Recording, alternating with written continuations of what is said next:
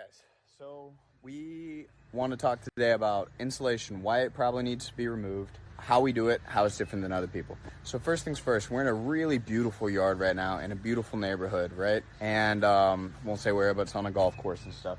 And as you can tell, these people have put a lot of time and attention into this yard. This is going to get to my second point here in a second. Why are we removing this insulation? Well, it's really not appropriate to our biome. It holds moisture directly against your subfloors, and we have high humidity. This stuff makes perfect sense in Arizona, where there's really low humidity and a big temperature swing.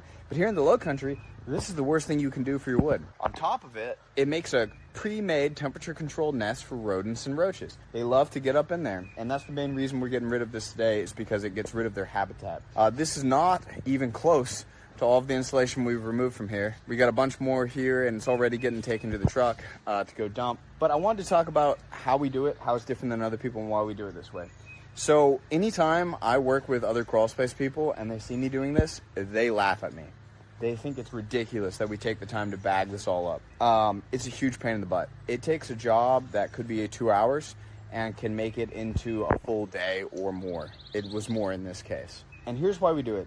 You see this lovely, beautiful, just these people clearly care about this yard. It's gorgeous, it's manicured, right? You know what you don't see? Little pieces of insulation literally anywhere that we've been or are going. So the way that most people do this is they get in there and they just drop all the insulation down onto the vapor barrier. Then they go and they roll it up like a burrito, tape it up, and drag it out. Problem is that they do it with all the insulation supports in it, which are little pieces of metal. Pokes holes everywhere, and every time I go to a job site, I can tell another crawl space crew has been there to remove insulation even before I step foot in the crawl space, because there's always little pieces of insulation all over the ground. There's no way to do it that way and not get little bits of insulation everywhere. I've been to places 6 months after a crawl space crew had come in, and there's still little bits of insulation being kicked up out of the pine straw, okay? This takes longer, but don't you think that you as the client kind of deserve to not deal with our trash? We do, and that's why we take the time to bag every piece individually, take all the tiger claws out so that it doesn't poke holes in the bags, so that we can drag these out without getting insulation everywhere. And yes, it takes us 4 to 5 times longer than other people. We don't subcontract this out. I've been offered 4 different times. This is the sweatiest, dirtiest part of my job.